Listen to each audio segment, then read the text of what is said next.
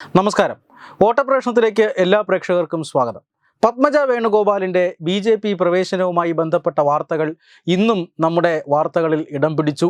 നമുക്കറിയാം, പത്മജ വേണുഗോപാലിന് തിരുവനന്തപുരത്ത് വലിയ സ്വീകരണമാണ് BJP സംസ്ഥാന നേതൃത്വം ഒരുക്കിയത്. BJP സംസ്ഥാന അധ്യക്ഷനൊപ്പം അവർ BJPയിൽ ചേർന്നു. അതിനുശേഷം വാർത്താ സമ്മേളനം നടന്നു.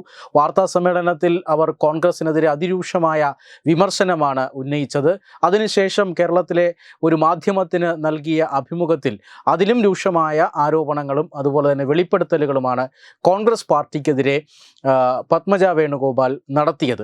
50 ലക്ഷത്തോളം രൂപ പ്രിയങ്കയുടെ പരിപാടിയുമായി ബന്ധപ്പെട്ട് തന്നോട് ആവശ്യപ്പെട്ടുവെന്നും 22 ലക്ഷം രൂപ നൽകിയെന്നും അതിനുശേഷവും അവഗണന തുടർന്നുവെന്നും ഒക്കെയുള്ള വലിയ വെളിപ്പെടുത്തലുകളാണ് നടത്തിയത്. അതുമാത്രമല്ല, പത്മജ വേണുഗോപാൽ മാത്രമല്ല, ഈ ഇന്ത്യയിലൊട്ടുക്കും നിരവധി പ്രമുഖർ BJPയിലേക്ക് വന്നുകൊണ്ടിരിക്കുകയാണ്.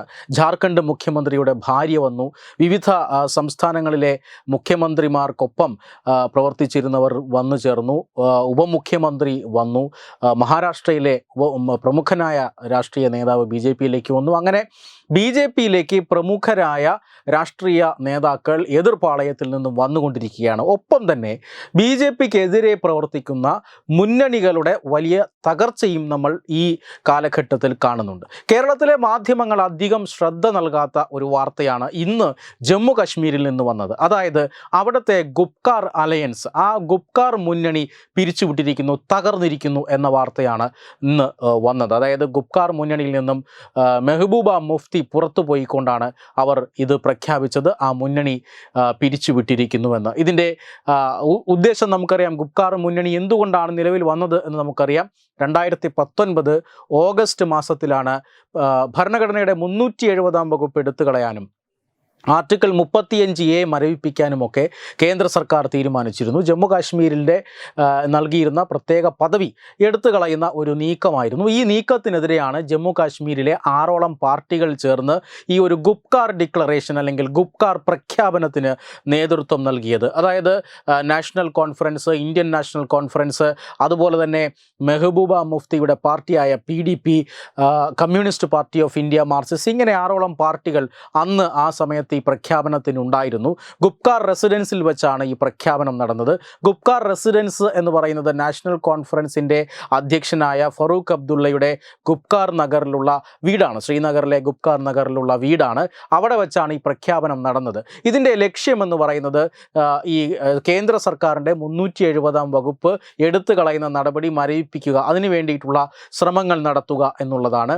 സംസ്ഥാനത്ത് അടുത്ത് വരാൻ പോകുന്ന നിയമസഭാ തെരഞ്ഞെടുപ്പ് ബഹിഷ്കരിക്കുക, അതുപോലെ തന്നെ വിഘടനവാദികളുമായി ചർച്ച നടത്തുക, പാകിസ്ഥാനുമായി ചർച്ച നടത്തുക, ഇങ്ങനെയൊക്കെയുള്ള കുറേ ആവശ്യങ്ങൾ ഉന്നയിച്ചുകൊണ്ടാണ് ഗുപ്കാർ മുന്നണി ഈ രീതിയിൽ സംഘടിപ്പിക്കപ്പെട്ടത്. പക്ഷേ ജനാഭിലാഷം എതിരായിരുന്നു എന്ന് നമുക്കറിയാം. ഭരണഘടനയുടെ 370 വകുപ്പ് 2019 റദ്ദാക്കി. 2020 ഓഗസ്റ്റ് മാസം 22, അതായത് ഗുപ്കാർ ഡിക്ലറേഷൻ വന്ന് വീണ്ടും ഒരു വർഷത്തിന് ശേഷം വീണ്ടും ഈ പാർട്ടികൾ ഒരുമിച്ച് കൂടുകയും ഈ ഭരണഘടനയുടെ 370 വകുപ്പ് പുനഃസ്ഥാപിക്കണം എന്നാവശ്യപ്പെട്ടുകൊണ്ട് അവർ വീണ്ടും ഇവിടെ സംഘടിപ്പിക്കുകയും അല്ലെങ്കിൽ വീണ്ടും ഒരു ഡിക്ലറേഷൻ നടത്തുകയും ഒക്കെ ചെയ്തിരുന്നു. ഈ മുന്നണിയാണ് ഇപ്പോൾ സുപ്രീം കോടതി പോലും ഭരണഘടനയുടെ 370 വകുപ്പ് റദ്ദാക്കിയ കേന്ദ്ര സർക്കാരിൻ്റെ നടപടിയെ ശരിവച്ചിട്ടുണ്ട്. എന്തായാലും ഗുപ്കാർ മുന്നണിയുടെ രാഷ്ട്രീയ ലക്ഷ്യങ്ങൾ അത് നിറവേറാൻ പോകുന്നില്ല. നരേന്ദ്രമോദി വീണ്ടും അധികാരത്തിലെത്തും. അതുകൊണ്ട് തന്നെ ആ ഉദ്ദേശ ലക്ഷ്യങ്ങൾക്കൊന്നും അടിസ്ഥാനമില്ല എന്ന് അവർ തന്നെ ഇപ്പോൾ മനസ്സിലാക്കിയിരിക്കുകയാണ്.